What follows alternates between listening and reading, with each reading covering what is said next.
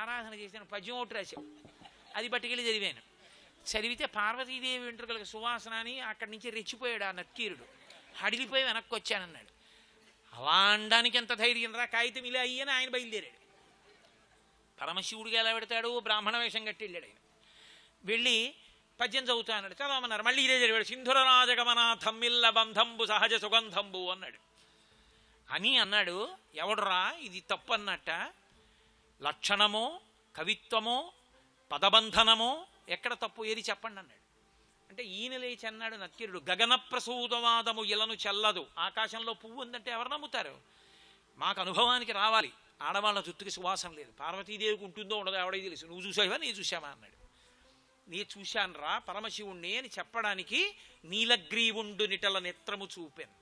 పరమశివుడు మూడో కన్ను చూపించాడు. అప్పుడైనా బుద్ధుండి వినాలిగా నక్కీరుడు. ఆయన అన్నాడు, తల చుట్టువార కన్నులు కలిగిన తప్పకు పద్యంబు ఒప్పనగలిగే. నీ ఒళ్ళంతా తల చుట్టూ చూపించు కళ్ళు, నేను మాత్రం ఒప్పుకోని పద్యం అన్నాడు. ఇంత అహంకారంతో మాట్లాడుతున్నాడని పరమశివుడు అన్నాడు, నీవు కుష్ఠవ్యాధిగ్రస్తుడు వగుదువుగాక. వెంటనే ఒళ్ళంతా తెల్లబడిపోయి కుష్ఠవ్యాధి వచ్చింది. వస్తే అప్పుడు పరమేశ్వరుడి కాళ్ళ మీద పడి ఏడిచాడు. అక్కర్లేని అహంకారాలు ఏదో చిన్నది పట్టుకుని అక్కడి నుంచి నా అంత వాళ్ళు లేడంటూ ఉండడం. అప్పుడు ఏడిచాడు. ఆయన అన్నాడు, కైలాసద్వార దర్శనం చేసినప్పుడు నీ కుష్ఠవ్యాధి పోతుందని ఆయన అంతర్ధానం అయిపోయాడు. ఇంకా ఈయనకి వేళ్ళు ఊడిపోతున్నాయి, కాళ్ళు ఊడిపోతున్నాయి, చీము నెత్రు ఈగలు దోమలు పురుగులు ఈడ్చుకుంటూ పాపం బయలుదేరాడు. కైలాస దర్శనం చేస్తానని చెప్పి ఉత్తర భారతం వైపు ఏదో చెట్టు కింద కూర్చున్నాడు. బ్రహ్మరాక్షసుడు వచ్చాడు, అదో పెద్ద కథ. మళ్ళీ కాళహస్తీశ్వర మహాత్యంలోనూ అక్కడ వస్తుంది నక్కీరోపాఖ్యానం. అప్పుడు సుబ్రహ్మణ్యుడు కనబడ్డాడు. కనబడితే ఎక్కడికి పోతున్నావా ఇలా నువ్వు అన్నాడు. అంటే మహాప్రభు మీ నాన్నగారు శపించారు, కైలాస ద్వార దర్శనం కోసం పోతున్నానన్నాడు. కైలాస శిఖర దర్శనానికి వెళ్తున్నావా? మా నాన్నగారు అమృత హృదయుడయ్యా, నీకు అర్థం కాలేదా? మా నాన్నగారు కైలాస శిఖర దర్శనం కాదు చేయమన్నారు. కైలాస శిఖర దర్శనం కుష్ఠవ్యాధి ఉన్నవాడు నడిచి ఎలా పెడతాడయా? మా నాన్నగారు అంత కఠినంగా మాట్లాడరు. నువ్వంటే పనికి మాలిన మాటలు మాట్లాడావు. కానీ మా నాన్నగారి దగ్గర మా నాన్నగారి ఉద్దేశ్యం ఏమిటంటే దక్షిణ కైలాసం శ్రీకాళహస్తి, శ్రీకాళహస్తి గుడి బయటికి వచ్చి శిఖరం వంక చూడమన్నారు ఒకసారి. నువ్వేమో ఇటు పరిగెత్తుకొచ్చావు, వెనక్కి వెళ్ళన్నాడు. ఏం వెళ్ళను, ఏవి కాళ్ళేవి వేళ్ళేవన్నాడు. నేను తీసుకెడతాను లేని యోగశక్తితో తీసుకెళ్లి శ్రీకాళహస్తి దగ్గర దింపేశారు. ఒక్కసారి ఆలయ శిఖరం వంక చూశాడు, పోయింది కుష్ఠవ్యాధి. అప్పుడు నక్కీరోపాఖ్యానము అంటారు. అంటే నేను సంగ్రహంగా చెప్పాను అనుకోండి మీతోటి. ఆయన అద్భుతమైనటువంటి కవిత్వం చేశాడు పరమేశ్వరుడి మీద భక్తితో, అప్పుడు సుబ్రహ్మణ్యుడి మీద. కాబట్టి అమ్మవారి కొప్పుకి ఉండేటటువంటి సుగంధము సహజము. అంత గొప్ప కొప్పు నా తల్లిది. కంచి కామకోటికి పీఠాధిపత్యం వహించారు. చంద్రశేఖరేంద్ర సరస్వతి అన్న పేరు 8వ పేరు. 68వ పీఠాధిపతులు, నడిచే దేవుడైన కామకోటి పీఠాధిపతులు పరమాచార్య స్వామి వారి వరకు ఆ పేరు 8 మందికి వచ్చింది. అందులో ఒక పీఠాధిపతి చంద్రశేఖరేంద్ర సరస్వతి అని పేరున్నటువంటి వారు ఒకానొకప్పుడు కామాక్షి దేవాలయంలోకి వెళ్ళారు. వెళ్ళి అమ్మవారికి పాలతో అభిషేకం చేస్తూ ఇలా తలపైకి ఎత్తి చూశారు. కొద్దిగా బీటలు అవి కనిపించాయి. అయ్యో అమ్మా, నీ దేవాలయం కొంచెం పాడవుతోందమ్మా, నేను మెద్రాస్ వెళ్ళి, ఇప్పుడు చెన్నై, అప్పుడు మెద్రాస్ దాని పేరు, అక్కడికి వెళ్ళి అమ్మ నేను నా శిష్యుల దగ్గర కొంత ద్రవ్యాన్ని సేకరించి వచ్చి ఆలయం అంతా పునర్నిర్మాణం చేసి కుంభాభిషేకం చేస్తానమ్మా అని ఆ పాలపాత్ర అక్కడ పెట్టి వెళ్ళిపోయారు. వెంటనే ఆందోళనతో వెళ్ళిపోయారు మెద్రాస్. అక్కడ ఉన్నారు. అప్పుడు ఆంగ్లేయుల పరిపాలన, చుట్టూ ద్వారాలు పెట్టి తాళం వేసేసేవారు. రాత్రి పడుకున్నారు. కొన్నాళ్ళు అయింది. అప్పటికి ఆయన నిద్రపోతుండగా కామాక్షి పరదేవత స్వప్నంలో కనపడింది. కనపడి తన జుత్తు కొప్పు ముడి విప్పి చూపించింది. ఇలా జుత్తు చేతులతో పట్టుకుని, ఓయ్ చంద్రశేఖరేంద్ర, పాలు అభిషేకం చేశావు, వెళ్ళిపోయావు, నా జుత్తు చూడు ఎలా అట్టలు కట్టిందో, ఎప్పుడు వస్తావు, ఎప్పుడు చేస్తావు అభిషేకం? నా దేవాలయం బాగు చెయ్యాలనుకుంటే డబ్బు కోసం నువ్వు మెద్రాసు వెళ్ళాలా? నన్ను ప్రార్థన చేస్తే నేను ఇవ్వనాపిచ్చాడా? వెంటనే తిరిగిరా అంది. ఆయన నిద్దట్లో ఉలిక్కిపడి లేచి బ్రిటిష్ ప్రభుత్వానికి కబురు చేశారు. ఎంత బ్రిటిష్ ప్రభుత్వం అయినా వాళ్ళకి నమ్మకం ఉండేది కాబట్టి వాళ్ళు వెంటనే తలుపులు తెరిచారు. తెరిస్తే ఆయన వెంటనే కాంచీపట్టణానికి వచ్చారు. వచ్చి అమ్మవారికి అభిషేకం చేసి దేవాలయం అంతా పునర్నిర్మించి కుంభాభిషేకం చేశారు. పరదేవత కామాక్షి తన కొప్పు చూపించింది ఒకసారి పీఠాధిపతులకి. వేరొక పీఠాధిపతులైతే ఆయనతో వాదన చేయడానికి వచ్చారు. భోజనం చేయండి అన్నారు ఆయన. కాదు, వాదభిక్ష పెట్టండి అన్నారు. అలాగే పెడతాం, దానికే ఉంది, వాదన చేస్తాం, ముందు పీఠంలోకి వెళ్ళి భోజనం చేయండి అన్నారు. వాళ్ళు భోజనం చేసి వచ్చి ఆయనతో వాదించే వాళ్ళు ఎదురుగుండా కూర్చున్నారు. కూర్చుంటే పీఠాధిపతులు కూర్చుని ప్రారంభం చేయండి అన్నారు. వాళ్ళు ఏదో చెప్పబోయి, మీరు ఏమనుకోకండి, మీ ఒళ్ళో పిల్లని తీసి పక్కన పెట్టేయండి చెప్తామన్నారు. నేను సన్యాసిని, పీఠాధిపతిని, నా ఒళ్ళో చంటిపిల్ల ఎందుకు ఉంటుంది? నా ఒళ్ళో చంటిపిల్ల లేదన్నారు. కాదు, మీ ఒంట్లో చంటిపిల్ల ఉంది, ఆ పిల్ల ఆడుకుంటోంది, నవ్వుతోంది. ఆ పిల్ల జుత్తు వంక నవ్వు వంక చూస్తుంటే మాకేమీ స్పృహ రావట్లేదు, మాకేం గుర్తు రావట్లేదు, వాగ్బంధనమైంది, నోరు రావట్లేదు. ఆ పిల్లని తీస్తే తప్ప మేము మాట్లాడలేమన్నారు. ఆయన అన్నారు, నేను తెల్లవారి లేస్తే కామాక్షిని ఉపాసిస్తాను, నన్ను ఆదుకోవడానికి నా తల్లి పడుకుంది పిల్ల రూపంలో, నేను ఎలా తీస్తానన్నారు. వెంటనే ఆయనతో వాదించడానికి వచ్చిన వాళ్ళు ఆయన ముందు ప్రణిపాతం చేసి నమస్కరించి వెళ్ళిపోయారు. కామాక్షి పరదేవత లలితా పరాభట్టారిక అంటే అటువంటి స్వరూపం, ఆమె కేశపాశం అంటే అటువంటిది. కాబట్టి ఆ తల్లి కబరీబంధం గురించి శంకరులు అంటారు, ధునోతుద్భాంతం నస్తులిత దళిత ఇందీవరవనం ఘనస్నిగ్ధశ్లేక్షణం చికుర నికురంబం తవ శివే యదీయం సౌరభ్యం సహజముపలబ్ధం సుమనసో వసం తస్మిన్ మన్యే వలమధన వాటీ విటపినాం అంటారు.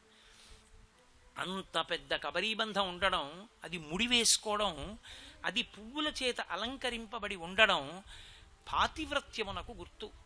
ఈ దేశంలో ఆడదానికి పూజ లేదు, వ్రతం ఉంది.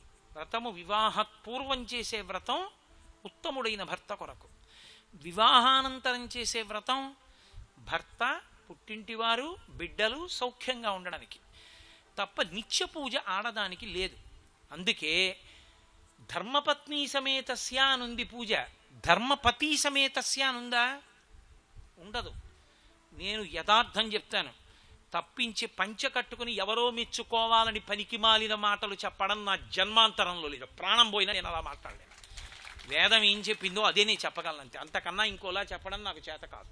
ఆడదానికి పూజ లేదు. ఆడదాని పూజ ఏమి? భర్తను అనుగమించుట. ఆయన ఈశ్వరుడు కాబట్టి ఆయన పూజ చేసుకొస్తే ఆయనకి ఇడ్లీ పెట్టు, నువ్వు ఈశ్వరుడికి ఉదయ నైవేద్యం చేసేసావు. ఆయన పూజ చేసుకోవడానికి మడినీళ్లు పెట్టు, నువ్వు ఆయన పూజ చేసుకోవడానికి పూజ గది తుడిచిపెట్టావు. పూజా సంభారములను కడిగి సిద్ధం చేసి పెట్టు. ఆయనకి వంట చేసి పరమ మర్యాదగా ఆయనకి అన్నం పెట్టి, అందుకే చేతికి గాజులు వేస్తారు. పరమేశ్వరుడికి అన్నం పెట్టే చెయ్యి. యోమే భర్త సమే గురు, సీతమ్మ చెప్పింది.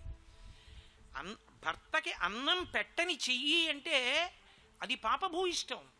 భర్తకి అన్నం పెడితే కదూ, గాజులు ఉంటే కదూ, సుమంగళి అయితే కదూ, సువాసిని అయితే కదూ ఆ చేతికో అర్థం.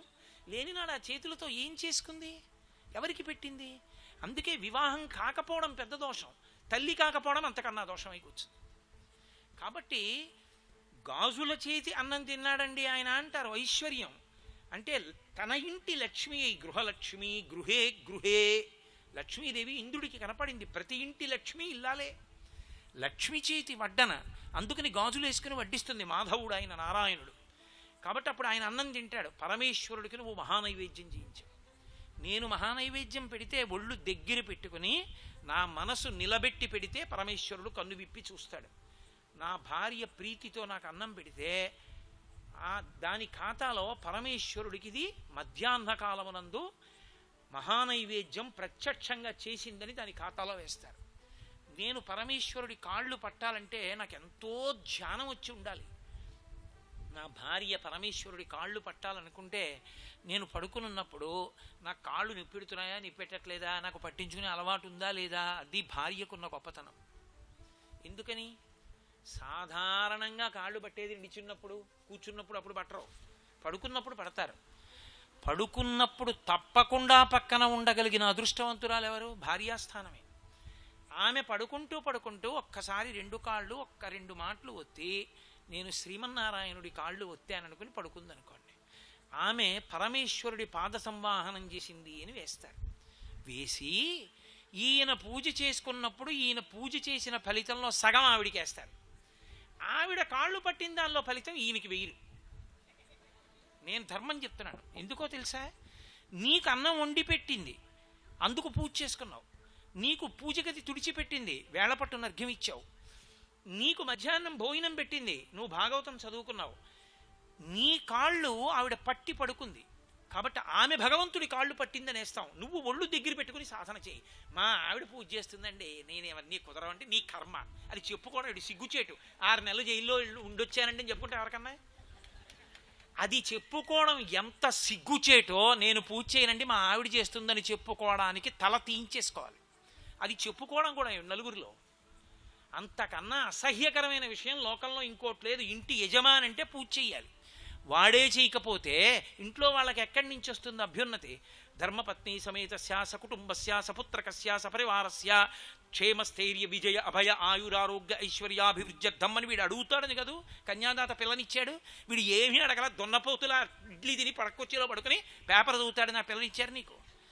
ఇంకా పిల్లకి ఎక్కడి నుంచి వస్తుంది రక్షణ? ఎక్కడి నుంచి వస్తుంది ఇంటికి రక్షణ? ఎక్కడి నుంచి వస్తుంది పిల్లలకి రక్షణ? నువ్వు పూజ చేయకుండా మీ ఆవిడ చేయడం ఏంటి?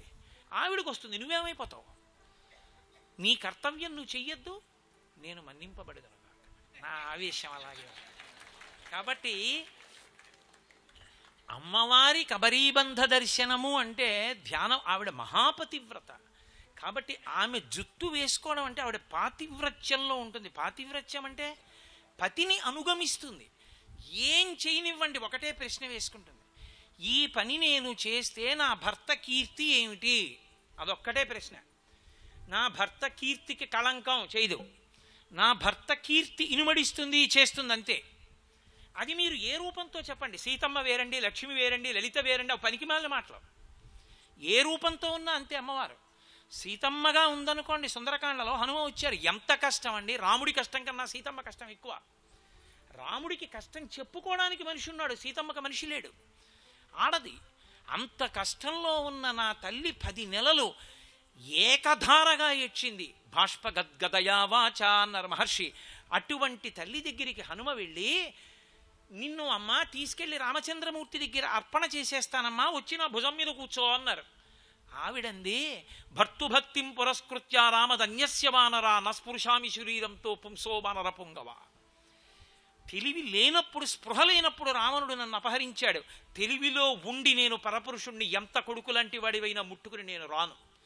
నా భర్త లేనప్పుడు రావణుడు ఎత్తుకొచ్చాడు, రావణుడు లేనప్పుడు నా భర్త కూడా నన్ను ఎత్తుకుపోయేటట్టు చేస్తే ఆయన కీర్తి.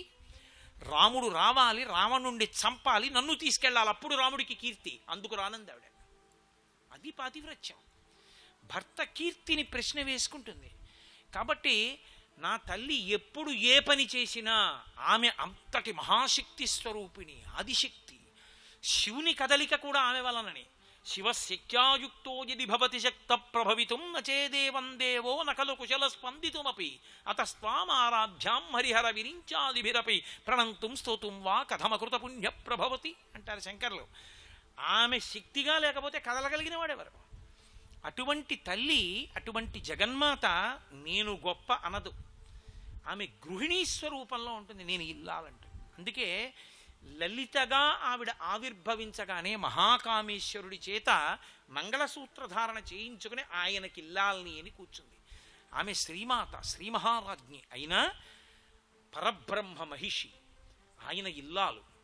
పక్కన భర్త పక్కన ఇల్లాలంటుంది తప్ప నా అంత నేను ఆయనదే ఉంది అందెప్పుడు. అది ఆమె పాతివ్రత్యం. అందుకే శంకరులు అమ్మవారి గొప్పతనం ఏమిటో, ఆవిడ పాతివ్రత్యం ఏమిటో, ఆ తల్లి వైభవం ఏమిటో ఒక శ్లోకంలో చెప్పారు. అసలు అటువంటి శ్లోకం శంకరులు తప్ప అన్యులు చెయ్యగలరు ఆంగ్మయంలో అని నేను అనుకోను.